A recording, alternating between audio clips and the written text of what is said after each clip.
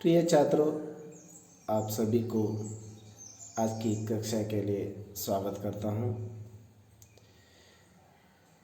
पिछले कक्षा में हमें 10वीं कक्षा के पहला पद्य पाठ मातृभूमि के बारे में जानकारी पा चुका था।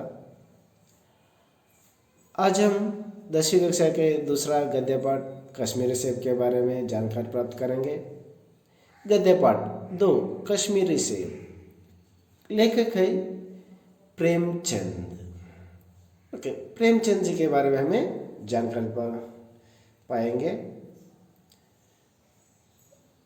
लेखक जी का संक्षिप्त परिचय। लेखक परिचय। मुंशी प्रेमचंद। प्रेमचंद जी का जन्म 21 जुलाई सन 1880 को वाराणसी के पास लमही नामक गांव में हुआ था। लेखಕರ ಒಂದು ಜನ್ಮ 31 ಜುಲೈ 1880ರಲ್ಲಿ ವಾರಣಾಸಿಯ ಹತ್ತಿರ ಲಮಹಿ ಅನ್ನೋ ಒಂದು ಹಳ್ಳಿಯಲ್ಲಿ ಆಯಿತು। इनका वास्तविक नाम है ಧನಪತ ರಾಯ್। इनका वास्तविक नाम ಒಂದು ನೈಜ ಹೆಸರು, ನಿಜವಾದ ಹೆಸರು ಏನಾಗಿತ್ತು? ಧನಪತ ರಾಯ್ ಆಗಿತ್ತು। वे शिक्षा विभाग में नौकरी करते थे। देखिए, इन्होंने शिक्षा विभाग में नौकरी करते ಅವರು ಶಿಕ್ಷಣ ಒಂದು ಕ್ಷೇತ್ರದಲ್ಲಿ ತಮ್ಮ ಒಂದು ಕರ್ತವ್ಯವನ್ನು ನಿರ್ವಹಿಸ್ತಾ ಇದ್ದರು। बचपन में ही प्रेमचंद मातೃ प्रेम से ವಂಚಿತ रहे। ಚಿಕ್ಕ ಒಂದು ವಯಸ್ಸಿನಲ್ಲೇ ತಮ್ಮ ತಾಯಿ ಮರಣ ಹೊಂದಿರೋದ್ರಿಂದ ಅವರು ತಮ್ಮ ತಾಯಿಯ ಪ್ರೀತಿಯಿಂದ ವಂಚಿತರಾಗಿದ್ದರು। इनका जीवन गरीबी में ही गुजरा था। देखिए, लेखक जी का जीवन बाल्य से ही गरीबी में भी गुजरा था। ಒಂದು ಬಡತನದಲ್ಲಿ ಇವರೊಂದು ಜೀವನ ಸಾಗಿತ್ತು। वे मैट्रिक तक ही पढ़ पाए। ಅವರು ಕೇವಲ ಮೆಟ್ರಿಕ್ ತನಕ ಮಾತ್ರ ಓದಿದ್ರು, ಅಂದರೆ ಇವತ್ತಿನ SSLC, ಆಗಿನ ಕಾಲದಲ್ಲಿ ಮೆಟ್ರಿಕ್। वे यथार्थवादी कथाकार थे। इनकी प्रमुख रचनाएं हैं गोदान, सेवा सदन, गबन, निर्मला, कर्मभूमि आदि इनके प्रमुख उपन्यास है। यह सभी इनके उपन्यास है। उसके बाद आते हैं इनकी प्रमुख कहानियाँ। बड़े घर की बेटी, नमक का दरोगा, पंच परमेश्वर, पूस की रात आदि इनकी प्रसिद्ध कहानियाँ हैं। प्रेमचंद की कहानियाँ मानस सरोवर नाम से संकलित है। ಪ್ರೇಮಚಂದ್ರ ರಚನೆ ಮಾಡಿದ ಒಂದು ಕಥೆಗಳು ಮಾನಸ್ ಸರೋವರ ಅನ್ನೋ ಒಂದು ಪುಸ್ತಕದ ಹೆಸರಿನಲ್ಲಿ ಒಂದು ಬಿಡುಗಡೆಯಾಗಿದೆ। शब्दार्थ। देखिए, इस पद गद्य में आने वाले नया शब्दों का मेवा परोश। ಮೇವಾ या ತಾಜೆ ಫಲ್ ಬೇಜನೆ ವಾಲ, ತಾಜಾ ಹಣ್ಣುಗಳನ್ನ ಮಾರಾಟ ಮಾಡುವಂಥವರು ಅಂತ। ನಜರ್ ದೃಷ್ಟಿ, ನಿಗಾಹ, ದಿಕಾಯಿ ದೇನ ಗಮನ ಕೊಡೋದು, ದೃಷ್ಟಿ ಹರಿಸೋದು। ನೀಮ್ ಕೌಡಿ, ನೀಮ್ ಕಾ ಫಲ್ ಅಂದರೆ ಒಂದು ಬೇವಿನ ಹಣ್ಣು। ಸ್ವಾದ್ ರುಚಿ, ರುಚಿ ಅಂತ ಟೇಸ್ಟ್। ಲೌಂಡ ಛೋಕ್ರ, ಬಾಲಕ್ ಹುಡುಗ ಬಾಯ್। ಮೋಲ್ ಭಾವ್, ಮೂಲ್ಯ, कीमत, धाम ಅಂದರೆ ವ್ಯಾಲ್ಯೂ ಬೆಲೆ। ತರಾಜು ತೌಲನೆ ಕಾ ಸಾಧನ ಅಂದರೆ ತೂಕ ಮಾಡುವಂಥ ಒಂದು ಸಾಧನ, ತಕ್ಕಡಿ। ಕಾಯ್ದಾ ನಿಯಮ, ರೀತಿ, ರೂಲ್ಸ್। ಗಲನ ಕಿಸಿ ವಸ್ತು ಕಾ ಘನತ್ವ ಕಮ್ ಹೋನ ಅಂದರೆ ಅದೊಂದು ವಸ್ತುವಿನ ಘನತ್ವ, ದೃಢತೆ ಕಡಿಮೆ ಕರಗುವುದು ಅಂತ ಅರ್ಥ। ಬೇದಾಗ್ ಸಾಫ್ ಅಂದರೆ ಕ್ಲೀನ್ ಅಂತ, ಜಿಸ್ಮೆ ಕೋಯಿ ಧಾಗಾ ನ ಹೋ, ಯಾವುದೇ ರೀತಿ ಅಡೆತಡೆ ಇಲ್ಲದೆ ಇರುವಂಥದ್ದು। ಸುರಾಕ ಛೇದ್ ರಂಧ್ರ। ಬೇರ್ ಏಕ್ ಪ್ರಕಾರ ಕಾ ಫಲ್ ಒಂದು ರೀತಿಯ ಹಣ್ಣು। ಭಾಂಪ್ಲೇನ ಪಹಚಾನನ ಅಂದರೆ ಅರ್ಥೈಸಿಕೊಳ್ಳೋದು ಅಂತ, ಗುರುತಿಸಿಕೊಳ್ಳೋದು, ಗುರುತಿಸೋದು। ಚೌಕಸ್ ಸಚೇತ್ ಸಾವಧಾನ ಅಂದರೆ ಜಾಗೃತವಾಗಿರೋದು। ಕಚೇರಿ ದಫ್ತರ್, ಕಚೇರಿ। ಸಾಕ್ ಲೇನ್ ದೇನ್ ಕೊಡೋದು ತೆಗೆದುಕೊಳ್ಳೋದು। ಚಟಾಂಕ್ ಸೇರ್ ಕಾ 16ವೇं ಭಾಗ ಕೆ ಏಕ್ ತೌಲ್ ಅಂದರೆ 16ನೇ ಒಂದು ಭಾಗ ಅಂತ। ರೇವಡಿ ತಿಲ್ ಔರ್ ಚೀನಿ ಸೆ ಬನಿ ಮಿಠಾಯಿ, ಆಯಿಲ್ ಮತ್ತು ಸಕ್ಕರೆ ಇರುತ್ತಲ್ಲ ಅದರ ಮಾಡಿದಂಥ ಒಂದು ಸ್ವೀಟ್ ಪದಾರ್ಥ। ओके, गद्य पाठ के बारे में हमें जानकारी प्राप्त करेंगे। गद्य पाठ दो कश्मीरी सेब, लेखक प्रेमचंद। इस कहानी में बाजार में और लोगों के साथ होने वाला धोखाबाजी पर प्रकाश डाला गया है। देखिए इस गद्य पाठ द्वारा लेखक आप सभी को क्या सीख देना चाहते हैं। इस कहानी में बाजार में लोगों के साथ होने वाले धोखाबाजी के बारे में ಪ್ರಕಾಶ डाला गया है। ಅಂದರೆ ಈ ಒಂದು ಕಥೆಯಲ್ಲಿ ಒಂದು ಮಾರ್ಕೆಟಲ್ಲಿ ಅಥವಾ ಸಂತೆಯಲ್ಲಿ ಆಗುವಂಥ ಕೆಲವೊಂದು ಮೋಸತನಗಳ ಬಗ್ಗೆ ಇಲ್ಲಿ ಹೇಳಲಾಗಿದ್ದಾರೆ। और खरीदारी करते समय सावधानी नहीं बरते तो धोखा खाने की ಸಂಭಾವನಾ होती है। ಅಕಸ್ಮಾತ್ ನಾವೇನಾದರೂ ಒಂದು ಖರೀದಿ ಮಾಡುವಾಗ ಜಾಗೃತವಾಗಿಲ್ಲ ಅಂತಂದರೆ, ಅದ್ರ ಬಗ್ಗೆ ಗಮನ ಇಲ್ಲ ಅಂತಂದರೆ ನಾವು ಮೋಸಕ್ಕೆ ಹೋಗುವ ಒಂದು ಸಂದರ್ಭ ಇರುತ್ತೆ। इसलिए कवि क्या कहते थे कि कवि नहीं प्रेमचंद लेखक खरीदारी करते समय सावधानी बरतने की आवश्यकता है, ज़रूरत है। उस ज़रूरत के बारे में जोर दिया गया है। ನಾವು ವ್ಯಾಪಾರ ಮಾಡುವಾಗ ಜಾಗೃತವಾಗಿರುವುದು, ಗಮನವಿಟ್ಟು ನೋಡುವುದರ ಬಗ್ಗೆ ಒಂದು ಅದರ ಅವಶ್ಯಕತೆಯನ್ನು ಇಲ್ಲಿ ತಿಳಿಸಲಾಗಿದೆ। ओके, देखिए गद्य पाठ। कल शाम को चौक में 2-4 जरूरी चीज़ें खरीदने गया था। देखिए एक बार क्या हुआ, लेखक को एक ज़रूरी चीज़ होना था।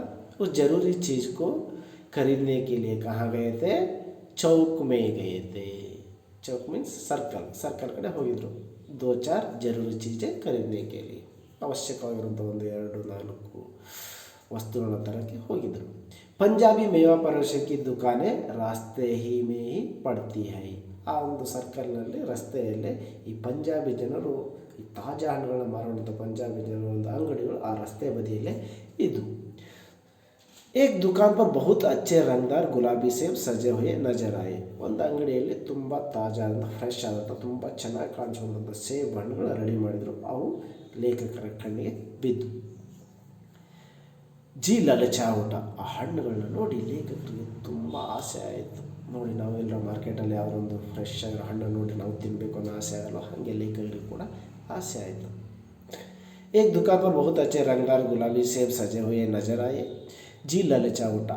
आजकल शिक्षित समाज में विटामिन और प्रोटीन के शब्दों में विचार करने की प्रवृत्ति हो गई है। ಮಾಮೂಲಿ ನಾವು ಈಗ ಎಜುಕೇಟೆಡ್ ಅಂತ ಒಂದು ಈ ಸಂದರ್ಭದಲ್ಲಿ ವಿಚಾರ ಮಾಡ್ತೇವೆ, ಏನು ತಿನ್ನಬೇಕು ಏನು ತಿನ್ನಬಾರ್ದು ಅಂತ ವಿಚಾರ ಮಾಡ್ತೇವಲ್ಲ, ಹಾಗೆ शिक्षित समाज में किसके बारे में चर्चा करते हैं? विटामिन और प्रोटीन के बारे में, शब्दों के बारे में विचार करने की प्रवृत्ति हो गई है। टमाटो को पहले कोई भी ना पूछता था।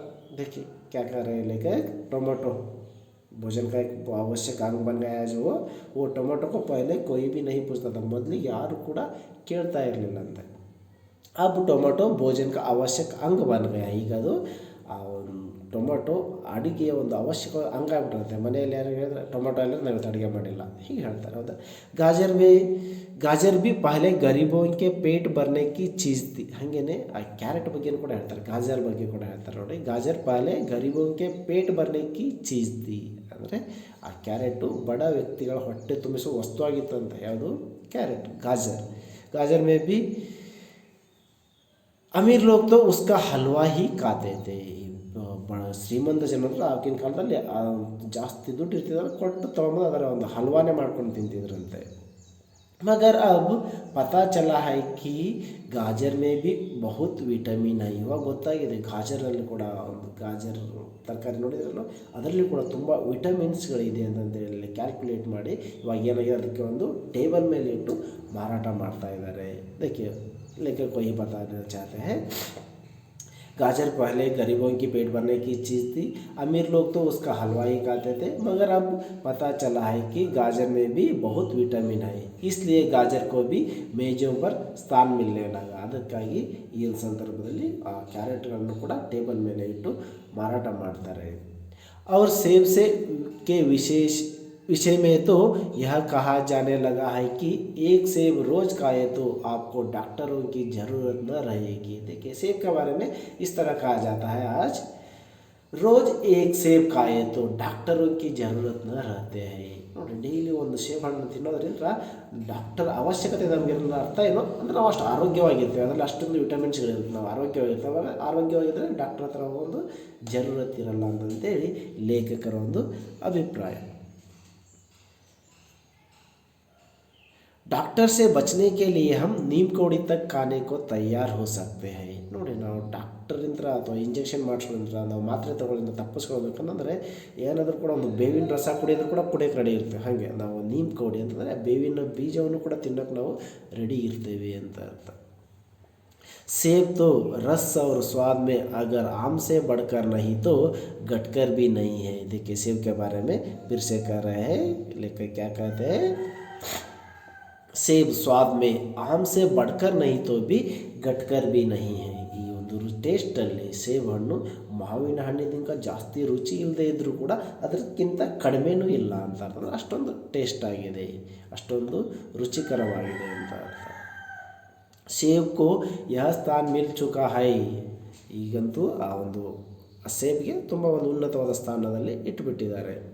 अब वह केवल स्वाद की चीज़ नहीं है. ಕೇವಲ ಸ್ವಾದದ ಒಂದು ವಸ್ತು ಮಾತ್ರ ಅಲ್ಲ, उसमें बहुत गुण है. ತುಂಬ ವಿಶೇಷವಾದ ಗುಣಗಳು ಇದ್ದಾವೆ.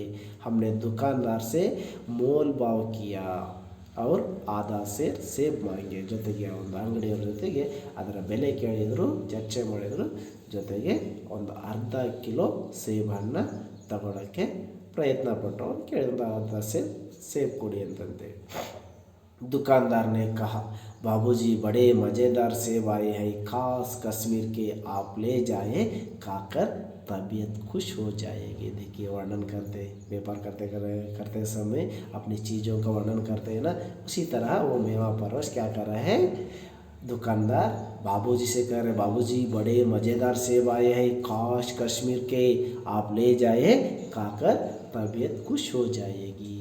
लेकर कर रहे ಬಾಬೂಜಿಯವರೇ ತುಂಬ ರುಚಿಕರವಾದ ಖುದ್ದು ಕಾಶ್ಮೀರದ ಹಣ್ಣುಗಳು ಬಂದಿದ್ದಾವೆ, ಸೇಬು ಹಣ್ಣುಗಳು ತಗೊಂಡೋಗಿ ಅದನ್ನು ತಿಂದು ನಿಮ್ಮ ಆರೋಗ್ಯವನ್ನು ಸ್ವಾಸ್ಥ್ಯವಾಗಿ ಇಟ್ಕೊಳ್ರಿ ಅಂತಂತೇಳಿ ವರ್ಣನೆ ಮಾಡ್ತಾ ಇದ್ದಾನೆ. तब लेकर क्या कहा, देखिए मैंने रुमाल निकाल कर उसे देते हुए कहा, चुन चुन कर रखना.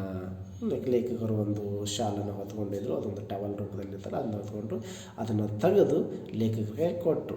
ಏನಂತ ಹೇಳಿಕೊಟ್ರು, ಚುನ್ ಚುನ್ ಕರ್ ರಕ್ನ, ಅರ್ಧ ಸೇರ್ ಸೇಬನ್ನು ಕೊಡಬೇಕು. ಹೆಂಗೆ ಇಡಬೇಕು, ಆರ್ಚ್ ಕೊಡಪ್ಪ ಅಂತ ಹೇಳ್ತಾರೆ. ಆರ್ಚ್ ಕೊಡೋದು ಚೆನ್ನಾಗಿರೋ ಕೊಡಪ್ಪ ಅಂತ ಅರ್ಥ. ಓಕೆ, ಬಾಕಿ जो है ना नेक्स्ट पीरियड में देखेंगे. ओके, सभी को धन्यवाद.